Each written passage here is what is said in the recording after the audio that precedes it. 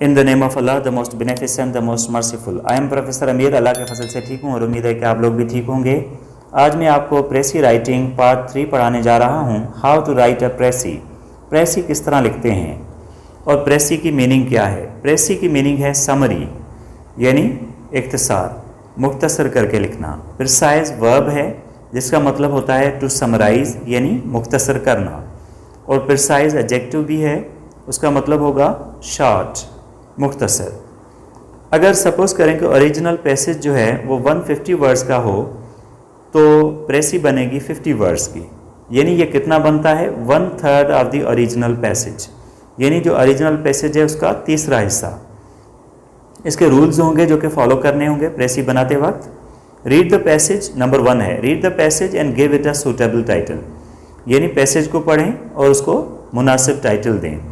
ये पहली रीडिंग में पैसेज A to Z पढ़ें, वो स्कैनिंग करें, उसी से मालूम हो जाएगा कि टाइटल क्या हो सकता है। नेक्स्ट जो होगा number 2, read it again for the main ideas, यानी मेन आइडियाज़ के लिए फिर से पढ़ें एंड अंडरलाइन दें, और उनको अंडरलाइन करें। फिर उन आइडियाज़ को आप शिफ्टिंग करें, यानी उनको रफ ड्राफ्ट बनाएं उनसे। मेक अ रफ ड्राफ्ट, उन आइडियाज़ को पिक करें और अलग रखें, पॉइंट्स बनाकर रफ ड्राफ्ट बनाएं। उसके बाद number 4, rephrase, substitute and use proper conjunctions and connectives. Rephrase करें, कुछ बड़े फ्रेजेस हों तो उनको आप छोटे फ्रेजेस से रिप्लेस करें या वन वर्ड सब्स्टिट्यूशन यूज़ करें। सपोज़ करें सर्टन क्लॉजेज और फ्रेजेस जो होते हैं उनको हम उन पार्ट्स ऑफ स्पीच से सब्स्टिट्यूट कर सकते हैं, रिप्लेस कर सकते हैं जिनके वो फ्रेजेस या क्लॉजेज हों। सपोज़ करें कि अगर नाउन, एडजेक्टिव या एडवर्बियल क्लॉजेज या फ्रेजेस हैं तो उनको हम इन पार्ट्स ऑफ स्पीच से, नाउन से, एडजेक्टिव से या एडवर्ब से रिप्लेस कर सकते हैं। And use proper conjunctions and connectives, और मुनासिब सही जो है कंजंक्शंस या कनेक्टिव्स यूज़ करें। Number 5, remove all the repetition, repetition को ख़त्म करें। सपोज़ करें इलस्ट्रेशंस और एग्जाम्पल्स जो हैं, मिसालें हैं, उनको आप ख़त्म करें।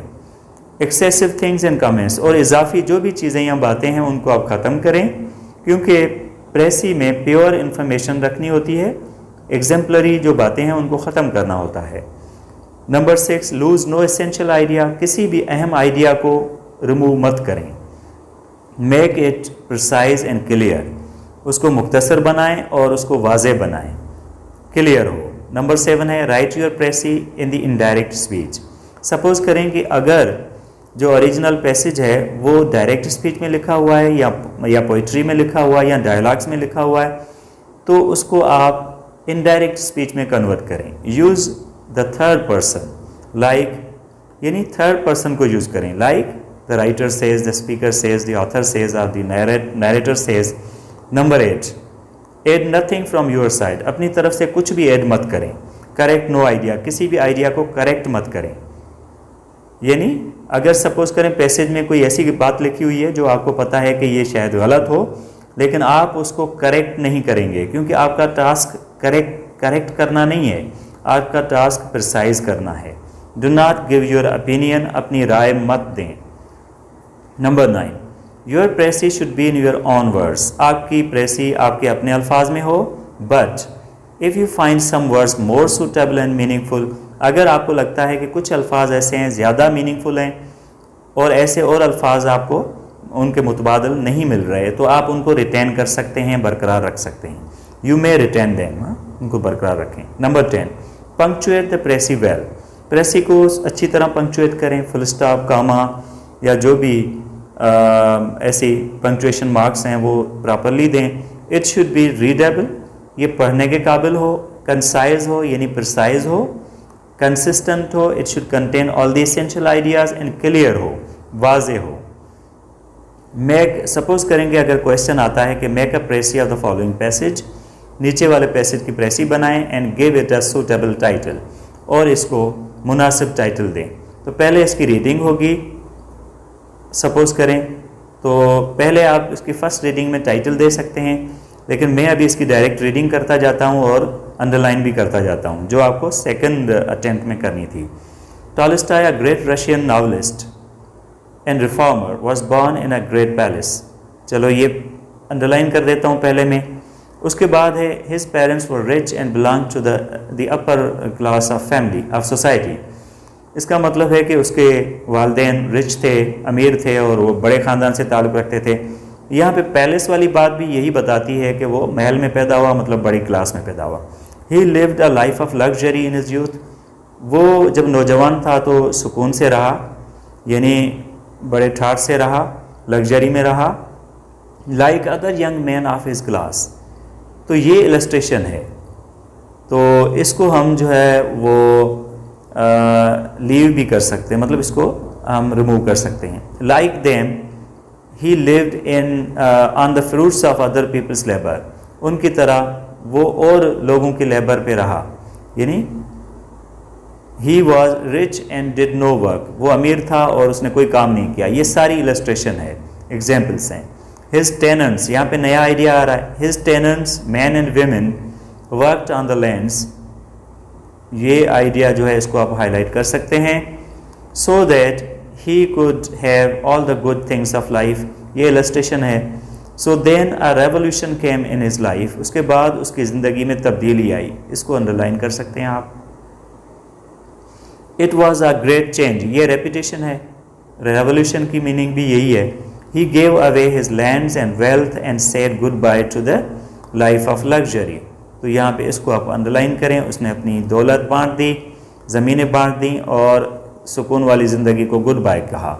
ही began to live a simple life. चलो इसको भी अंडरलाइन करें। So he dressed like a farmer in simple and rough clothes. ये इसी की इलस्ट्रेशन है, एग्जाम्पल है। He cleaned and swept his own room. ये भी एग्जाम्पलरी है। Prepared his own food and did everything else with his own hands. ये भी इलस्ट्रेशन है। नाउ ही रोट, नया आइडिया आ गया। Now he wrote against the evils and injustices of society and the cruelties of war. ये नया idea है। उसके बाद है he preached that everyone should work and live a simple and good life. इसको भी आप अंडरलाइन करें। अभी जो हमने अंडरलाइन किए इनमें से ही हम शिफ्टिंग करेंगे, रफ ड्राफ्ट बनाएंगे। पहला ड्राफ्ट, पहले हमने पॉइंट रखा है कि Tolstoy the Russian reformer and novelist was born in a rich family. दूसरा पॉइंट है he lived luxuriously in his youth. अपनी जवानी में वो बड़े सुकून से रहा, यानी ठाठ से रहा। His tenants worked for him on his lands. Tenants का मतलब ये फार्मर जो इसके थे, जो ज़मीन आबाद करते थे, वो उसके लिए ज़मीन आबाद करते थे। Then a change came in his life. उसके बाद उसकी ज़िंदगी में तब्दीली आई। He gave away his lands and wealth. उसने अपनी ज़मीनें और दौलत बांट दी। गेव अवे, चलो इसको भी हम रिप्लेस करेंगे। So he dressed like a farmer and started to live a simple life. तो वो एक किसान की तरह उसने लिबास पहना और सादा ज़िंदगी गुजारी। Then he wrote against evils injustice and cruelties of war. चलें, उसके बाद he preached that everyone should live a simple and good life. उसने ये तबलीग की कि हर किसी को सादी और अच्छी ज़िंदगी गुजारनी चाहिए। तो इसको हम प्रेसी में कन्वर्ट करेंगे, यानी इसको हम फेयर ड्राफ्ट बनाएंगे तो वो प्रेसी बन जाएगी। इसको हमने टाइटल क्या दिया? इसको टाइटल हमने दिया है कि टॉलस्टॉय द रिफॉर्मर, यानी टॉलस्टॉय इस्लाह करने वाला। क्योंकि ये जो नावलिस्ट है ना, ये पॉइंट बढ़ा नहीं, ये यहीं पे ख़त्म हो गया। ये नावलिस्ट इसके बारे में, नावल्स के बारे में कुछ इन्फॉर्मेशन नहीं है। तो इसका मतलब है रिफॉर्मर के बारे में ही आगे इन्फॉर्मेशन मज़ीद दी गई है। तो यही टॉपिक इसका बनेगा। अच्छा, टॉपिक वो होगा जो मोस्टली जिसका जिक्र किया जाएगा, जिसको इंट्रोड्यूस किया जाएगा, जिसको कंक्लूड किया जाएगा, उसी से टॉपिक बनेगा।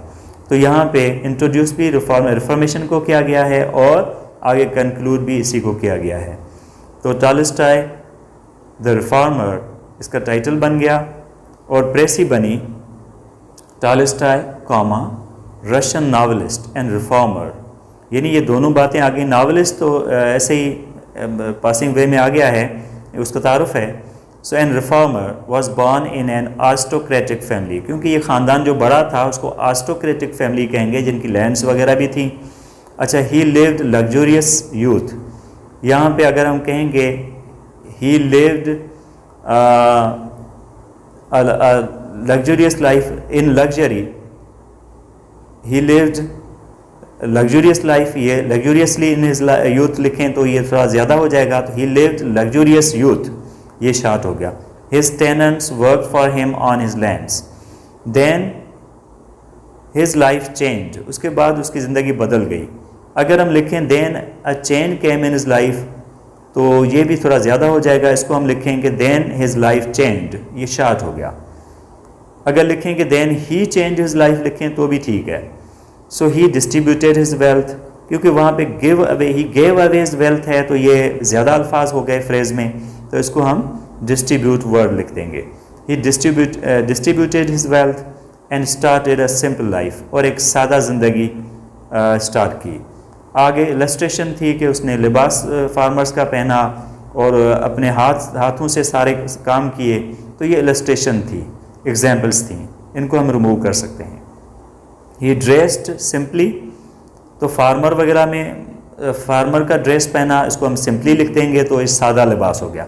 एंड वर्कड हिमसेल्फ, और ख़ुद काम किया अपने हाथों से. देन उसके बाद ही रोट अगेंस्ट सोशल ईविल्स, इसका मतलब है वो इनजस्टिसेस वगैरह जो भी आते हैं वो सोशल ईविल्स ही हैं, तो उनको सोशल ईविल्स कर दिया. एंड वॉर, और जंग के खिलाफ लिखा. वहाँ पे क्रूअल्टीज़ ऑफ वार लिखा हुआ है, लेकिन अगर हम वॉर लिखें तो वॉर इटसेल्फ इज़ क्रूअल.